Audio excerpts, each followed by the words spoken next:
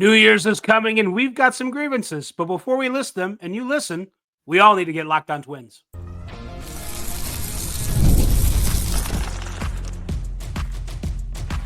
You are Locked On Twins, your daily Minnesota Twins podcast, part of the Locked On Podcast Network, your team every day.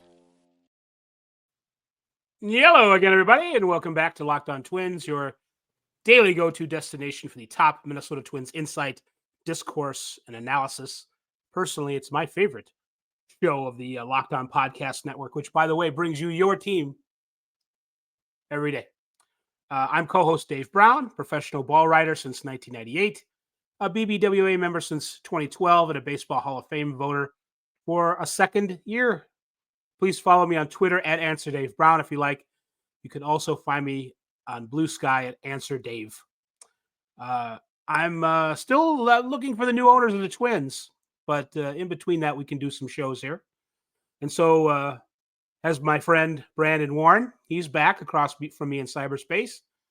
He's been a Twins watcher for 30 years, who not long ago covered the team on a daily basis professionally. He asks that you kindly elevate the discourse on him wherever you may find him on social media, be it at Brandon_Warren on Twitter or Warren on Blue Sky. Brandon, before we get to what's coming up on this podcast, is anybody special bringing it to us?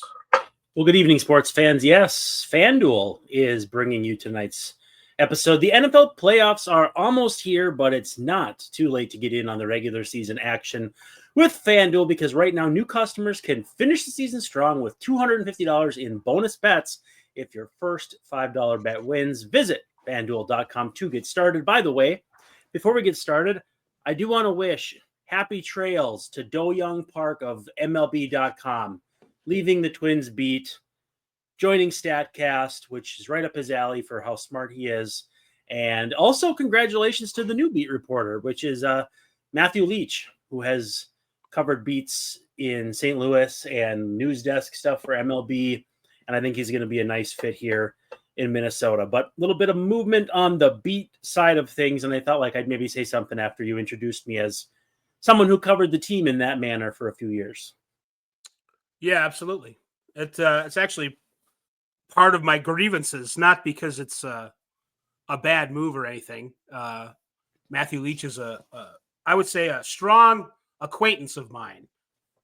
He used to cover the Cardinals at one point, maybe 2 or 3 Cardinals writers ago, going back a decade or so. MLB.com has been around for about 25 years now. It's not maybe not quite that long. Yeah, almost. It's they're not Johnny's on the block anymore. They've been around, but I guess we're airing grievances on this episode, and in a Festivus kind of way. If you guys, anybody out there has seen Seinfeld before, we're a little late for the actual Festivus airing of grievances. We're about a week off, and so I think that makes sense. And I think too, like, let's leave these grievances in 2024, new year, new you, new ownership. Let's hope. And so we're going to do a Festivus / leave these things in the New Year's kind of deal. Well, for some of the stuff, you can do that. I don't really like change, and I don't like that Doe is leaving the beat. Right. He's if you've been following Twitter at all before, it became overtaken by Vikings talk, which is, I guess, only natural this time of year.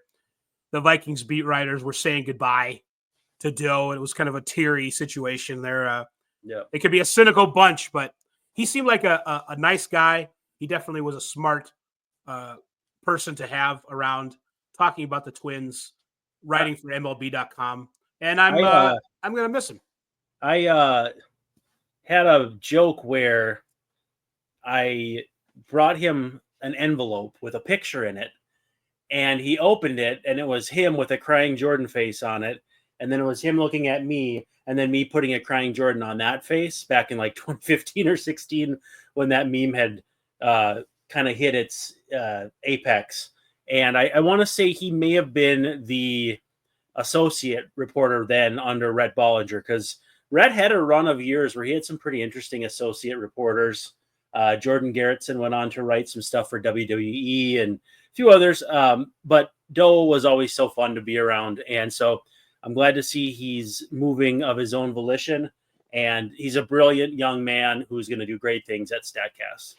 Well, I kind of thought something might have been up. I saw, I don't know if it was a Petriello story or something like that, where at some point there he's talking about it, and we're going to hand this off to Doe, who wrote the code on it. Like, whoa, there's a guy with a talent. Mhm. You should taking the axiom, learn to code to heart. So he's getting out of the journalism side, but he's still going to do everybody a lot of favors, I think, writing code for StatCast, and that's helping everybody understand the game better. So it's a very useful tool to have, and I'm glad that Doe's being a useful tool for it. For So public consumption. He went to Stanford, so he is definitely brilliant. Good for him, man. no offense to all of us, but you shouldn't waste a Stanford degree on being a baseball beat writer. So I think doing It's later, accurate. but still, doing baseball related stuff, that's okay.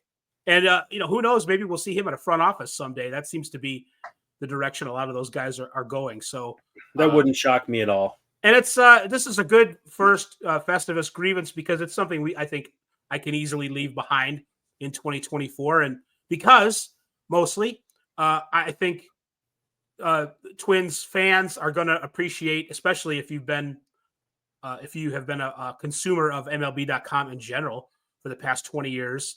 If you're a little older, I guess you're going to appreciate Matthew Leach's work. He's a very dedicated reporter and a smart guy and a thoughtful person, and knows it's not going to take him long to understand what Twins fans are interested in, just because Twins fans are interested in a lot of the same things that other fans are interested in. So, No, especially Cardinals fans. I mean, the Cardinals fan is what I think Twins fans should aspire to be. Now, not the B-fibs, the best fans in baseball, where they get the ire they deserve on Twitter, but a ferocious fan base that's very, very loyal, and a team that more often than not is really dang good. I think I think he'll be right in his element if the Twins are good in 2025, which I certainly hope they are. Yeah, well, we'll see about that. Yeah. But a good series of beat writers for MLB.com covering the Twins. You mentioned Rhett Bollinger, one of the best dudes in the league for sure. And Doe did a great job, and Matthew has done a great job before and will for the Twins. So don't expect any beats to be missed there. So my grievance is only that, I don't like change, and we're going to miss Doe's perspective. But then again, we're going to get used to Matthew pretty quickly because he knows what he's doing. So that grievance is not so full of grief. Yeah. But hey, now you mentioned before that one of the ideas of Festivus, a holiday, I don't know if it was created by George's dad or he just popularized it. So the deal was that he did not like the commercialism or the religion, I don't think, of the holidays. And so he said, I'm creating my own thing. And funnily enough, I don't know if I've told you this, but the Seinfeld writer who takes credit for their dad being the inspiration for this followed me on Blue Sky recently. So that's kind of cool. Yeah, that's it just means you have the right sensibilities for this, Brandon. It's just another way to show that what you're talking about as far as comedy and baseball, and that's good that people out there recognize it. I think I wish somebody like that would follow me. I don't know if I have anybody like that though on the Blue Sky or Twitter anymore. You got to log into Blue Sky to find out. I've logged in. I logged in yesterday, and nothing was going on, so I left. I didn't say anything. So it was like I wasn't there, which is actually probably how people should want it. But yeah. Let's take our first break, and then we'll get into. I've got more grievances. I've got lots of grievances. The thing I'm not sure about is, can we keep it in 2024? My guess is no, since 2025 is in a couple of days. I don't know that my grievances are going to be addressed by then. And then, so we'll just rather than spoil them too much, let's take our break and come back and see where we are. Did Rocket Money help you find any subscriptions you forgot about or that you were paying for twice? Because that definitely happened to me. I had a few subscriptions I didn't even realize I was still paying for, and Rocket Money made it so easy to track them all down. It's like having a personal assistant for your finances. Rocket Money is a personal finance app that helps find and cancel your unwanted subscriptions, monitors your spending, and helps you lower your bills so you can grow your savings. It brings everything together in one place, whether it's subscriptions, your spending habits, or even the goals you want to hit this year or in the new year. We're coming up on some resolutions, but Rocket Money has over 5 million users and has saved a total of 500 million in canceled subscriptions, saving members up to $740 a year using all of the app's premium features. So if it's a streaming service, if you're paying for music, it's to find things that you didn't even know you were still doing. You got that radio out in the car, all that fun stuff. If you're still paying for it and you don't want to be, Rocket Money will find them and they'll help cancel them for you. And they'll also help you just renegotiate cheaper rates too. Highly, highly recommended. For me, though, that subscription tracker was huge. Plus, with their goals feature, I was able to automatically set aside money for my future. No more stressing about budgeting every month. Cancel your unwanted subscriptions and reach your financial goals faster with Rocket Money. Go to rocketmoney.com/locked-on today. That's rocketmoney.com/locked-on. rocketmoney.com/locked-on.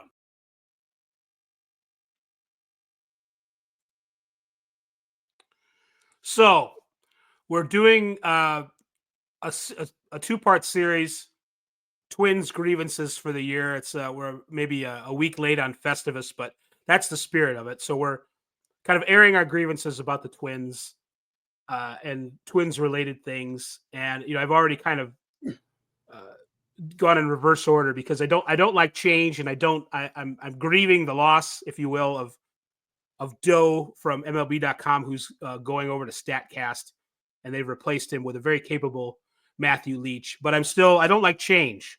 But I really don't like change, a lack of change either, because Derek Falvey is running the offseason as if the Pohlads are going to own the team a year from now.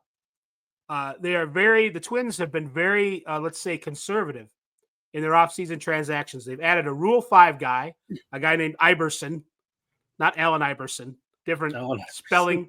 It's completely different. Yeah. So they've added a non-Allen Iverson, and they've added a third string catcher. That's what they've done. Those have been the big moves. Meanwhile, like tonight, even as we tape Josh Bell, not that I was like hot for Josh Bell, although he is very handsome. Yes, he is. He is signed with the Nationals. The Nationals, that team that's not going to compete. He's back with them. That's another guy that the Twins could have used to play first base or to hit or whatever. I'm not really bemoaning the loss of Josh Bell, but some other players have come and gone in the free agent market. Paul Goldschmidt, for one, could have been. Meanwhile, the Twins don't have a first baseman, really. I suppose Jose Miranda is a first baseman. People always talk about moving Edouard Julien over to first base. He could be a first baseman. Kirilloff is retired. Herbeck is 60 years old. None of these guys are really exciting me about first base. And Falvey is running the team as if the Pohlads are like, buddy, you can't even think about adding any payroll until you chop some, which means you got to move Paddock, you got to move backup catchers, you got to move whomever to make room. And there's nothing you can do. You can't add any money as if you're going to chop later. That's not good enough. Everything is frozen in time. The roster is frozen solid. They've added a Rule 5 guy and a third string catcher. Great. Almost no transaction activity other than that, because apparently the team can't add any payroll until they slash some. So they're missing out on a lot of mid-range targets that could improve the team, that should interest them, but instead they're frozen. I hate to sound like one of the impatient people on Twitter, and that's redundant. Because everybody's impatient, and everybody on Twitter is the same in that way. But I'm getting antsy. I'm getting itchy. I'm getting anxious about the Twins going to war with someone who's going to have zero war at first base.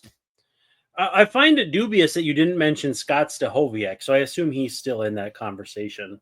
I know that How old in is like that guy? He's got to be in my nine age. in 1996, I know that I've got a baseball prospectus yearly, what do they call it, annual, that really loved him back then. But no, I don't think he's an option. And I think too, if you look at the stability that they appeared to crave at first base by signing Carlos Santana, like unless they totally depart from that, I don't think they want a first time starting first baseman over there defensively. I get they put so much trust and value in Santana's leadership and everything he did at the plate, but defensively too. Like it was pretty obvious how they valued him over there, and I feel like they're not going to just do the whole opposite of, all right, well, we're just going to go throw Jose Miranda out there and he can figure it out like Scott Hatteberg did. I don't necessarily see that, but again, waiting for this trade market to shake out. Well, if it shakes out and suddenly there's nobody left to sign,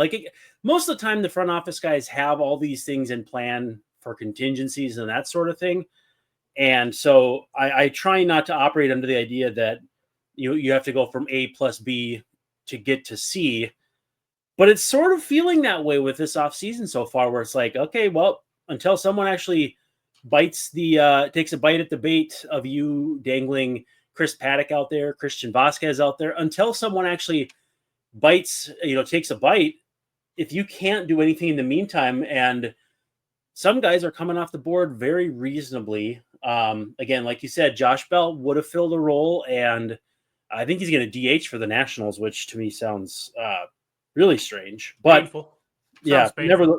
I mean, that's what non-contending teams do. They get guys who have prospect pedigree or whatever it may be, and maybe they can turn them into a prospect 3 or 4 months from now, or 3 or 4 months from the beginning of the season. So I'm just frustrated with the path of the off season. Again, it's still December for a few more hours, few more days, but Long December, but there's no reason to believe that the Polads will sell the team anytime soon. or spend any money.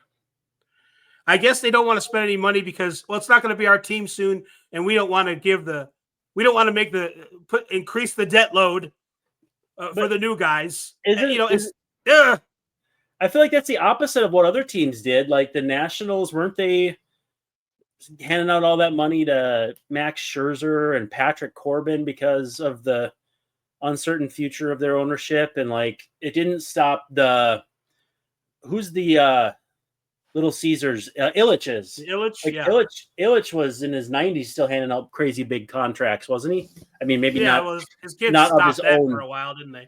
Yeah, maybe not of his own volition or of his own cognizance. But yeah, I don't know if you got to keep that balance sheet clean and hope for that to be a more desirable team to buy when the Ishbias don't really seem to operate under that umbrella anyhow. So I really don't know what the right answer is. I don't know if this means that they're not as, optimistic, and so they're not going to spend money until they're optimistic. I really don't know. And it's frustrating, and that's why it's one of the grievances. I liked how you put, getting back to the specific issue of not having a first baseman. I like how you put it that before that Carlos Santana was more than just a piecemeal solution at first base. They weren't going to string together some kind of, can I say, half-assed platoon on here. You did. With two guys, Miranda, and then find some lefty or move Larnach to first. I don't know what they're thinking either, but I liked that Santana settled things down on defense. That's not a new point, but it's one worth bringing up again, that he was a solid defensive first baseman. He's not just some dude. And we're kind of halfway to that with Jose Miranda at first base. If Jose Miranda hits like he did before, if he hits like he did in July and August and so forth, that's very scary. You don't want that at first base or third base or anything like that. So anyway. I don't know what's kind of up with Miranda in that way. So I'm not sure if they are assuming that the second half Miranda is going to disappear and we're getting first half Jose back. Maybe they are, and maybe this all this anxiety is for nothing. But I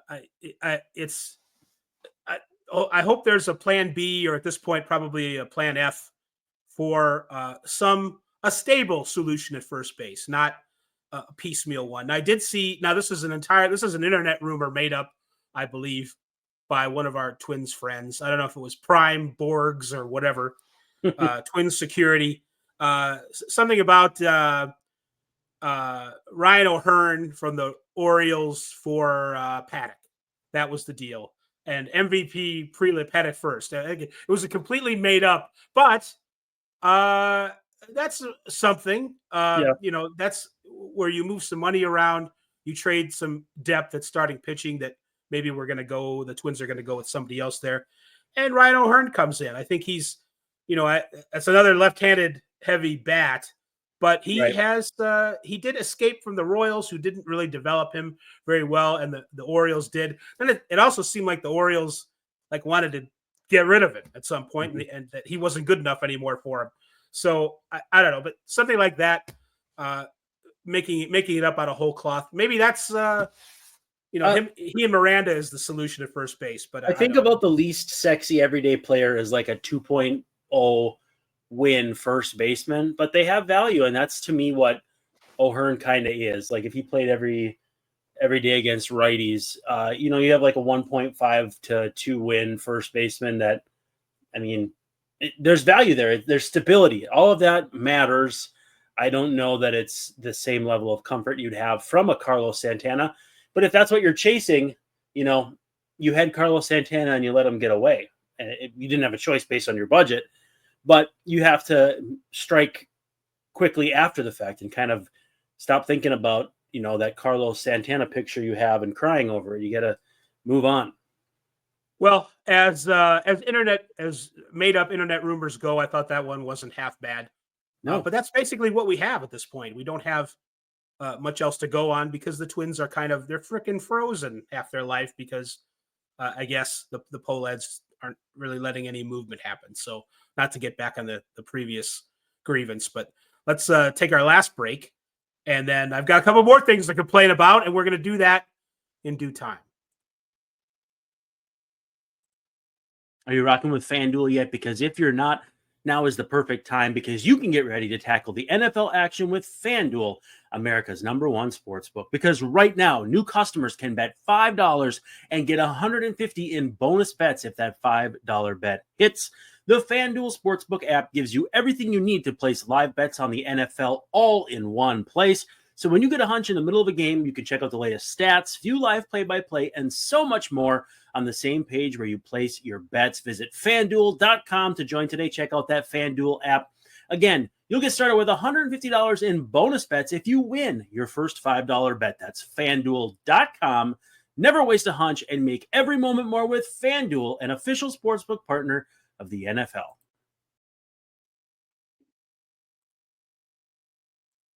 We're talking about things that irritate us for Festivus related to the Twins 2024. Hopefully the idea is to get it out there. By the way, reality. Dan O'Keefe is the writer I've been connected with. Dan O'Keefe. Okay. Is that one name. F in O'Keefe? Two E's, one F. 2 E's, 1 F. All right. No, 3 E's if you count the one at the end. Right. And maybe a more E's if you go with his full first name, Daniel. So I wanted to cover this quickly, getting back to internet rumors. I don't like that the Pablo Lopez rumors are still kind of floating in the ether. I saw somewhere the other day, they might have even had Matthew Leach on some radio show talking about, might have been an MLB Network type thing, talking about the possibility of Pablo Lopez moving. And I just, if you're going to do that, we've talked about this before, but if you're going to move Pablo, just blow the whole thing up. You can't blow it up to be worse than the White Sox, I don't think. I don't know if that's possible. But you can do some major regression. And that would be totally depressing if they did that. But if they're going to do that, if you're going to give up on the 2025 AL Central, which I think would be a mistake given the things that the Guardians have been doing, the lack of movement by the Royals, I still think the Tigers kind of inching their way toward improvement. There's still an opportunity, just like there was last year, for the Twins to win. And I think moving Pablo Lopez, let's reiterate this, would not help that along. And I don't think it would be helpful long-term for the organization either. I think he's still not 30 years old. He's one of the better pitchers in the league. You keep him and you build off that. That's not money that should have been spent on something. This is like complaining about Byron Buxton's contract being too much. Right. It really isn't that much money. I mean, it's not my money, so I can say that. But it irritates me that this is still a possibility, not nipped in the bud. I don't like it. It's not that different than trading a really good pitcher in their ARB 1 year. Like, oh, this is really, this is a really good player at a really good value, but we could get something in the magic box that could even be this player. And it's like the goal, if your goal budget wise is to have a player who's much better than their contract, and like you love to have those guys because it allows your budget to maneuver. I'm not saying you like being cheap or you like screwing guys over, but guys like Pablo Lopez make your budget easier to maneuver. It's like having if he was a free agent this offseason, he might be better than Corbin Burns. Burns, is seeing some declines in some of his secondary stats and that sort of thing. So I mean, again, if the Orioles call and were to say, hey, here's Jackson Holiday, like 0%, 0.000% chance that is ever happening. But like, if that's the level of what it would take, why even let a rumor like that see the light of day? You just know fans are going to run screaming with their hair on fire. It was like when Joe Mauer used to get put on the revocable trade waivers when we had the waiver trade deadline, and the Twins eventually just said, screw it. We're not even going to do this anymore because it causes this stupid freak out that just is not, it's just not worth it. And so, yeah, at the end of the day, I mean, I think, maybe Jeff Passan had a little bit of, free reign with something that wasn't that big of a rumor. I don't know. But again, yeah, it'd be just very, very foolish to even consider doing this. Here's the last thing I'm upset about. Really, I've got some other things on this list, but it's not anything real, I don't think. But the story about Royce Lewis going to working out in the offseason. Dan Hayes had a story. Some of the other people had one too. Dan Hayes went and watched him work out at second base. From what I heard about how much time he's devoting to this, Royce Lewis is wasting his time preparing to play second base because he's not putting enough time into it if there's a chance it's going to happen. It's like, at the end of his workouts, he's going and taking some grounders at second. If the Twins are serious about putting Lewis at second, this should be like half of the time that he spends in the offseason doing something. It shouldn't be something that is kind of, can I say half-assed again? That he's just doing at the end to work on it a little bit, because it would be a big change. And it doesn't seem like they've given him the green light to act like he's going to be the second baseman. But I think that it's a waste of time and a waste of mental preparation and too much anxiety for him and everyone else if they're doing this on a half measure. It's a complete waste of time. Brooks Lee is the obvious first choice for me to play second. Edward Julien is a clear second. And even Peyton Eales makes more sense than Lewis. Keep Lewis over third. I know he's not great over there. We worry about his throws. It's not going to keep him healthier. That's silly to think that playing in the middle of the field is going to keep you healthier than playing on the edge. That doesn't make any sense. Just let him go back and play third. Or if we're going to make him a second baseman, then do it. But they're not going to do that right now because everything's frozen, because the Polads don't want any changes to the salaries, because they're trying to sell the team or something, I guess. Yeah, I mean, they're sabotaging a team they're not even going to own a year from now, most likely, or at least hopefully. And at the same time, they probably care less than they ever have for the reasons of, it's not my job, not my prob, in a matter of, again, hopefully months. So yeah, it's frustrating. It's half measures. Again, we saw Brian Dozier move over from short, and he not only became a much better fielder, but also a much better hitter. Now, that doesn't mean that it's just, I used to play short. Second base is super easy. I used to play third. This is going to be super easy. But yeah, I think you're right. Like having a non or an indeterminate amount of time spent on a position you may or may not play, like especially after last year where he has other stuff to brief work switch, on, man. It didn't go well either. He's trying to be a good soldier with it and trying to be like a good teammate, I think. He's been sort of ham-fisted in how he's handled it, but I think ultimately that's what he's doing. But he's wasting his time if they're not going to just do it. So, as I've said before, hopefully it's something that they abandon and go with the other better second base options for the Twins for 2025. I did want to get these couple in here before I go. I have a grievance that the entirety of Target Field isn't made from the chainmail material and the right field parking garage. I think that is the coolest substance at Target Field, and the whole ballpark should be made of it. And also, I don't think they sell walleye on a stick anymore. Maybe haven't for 10 years. You can get certain walleye products at Target Field, but not on a stick. So there's like a walleye burger, I think, and maybe you can get like tacos. I would like the walleye on a stick. I think that's that came in with Target Field. They should keep it. I want it back, especially if I'm going to go to a game at Target Field this year. I didn't last year. Maybe I will in 2025. And those are my grievances. You got any comment on that stuff? Every time I see that, I'm going to find out the name of that chain stuff because I think we need to have it. And then it just reminds me of what Scott Steiner used to wear in his old interviews, like in the late 90s. So I will find it, maybe not by the time we next convene, which will be quite soon, but in the near future, I'm going to find out what it's called. We've got more grievances coming up. I think Brandon will have some. I got a lot of problems with you people. And so we're going to hear about that. But for now, this is Dave Brown bidding you a pleasant good evening. And we're going to Alexei Casilla tomorrow night.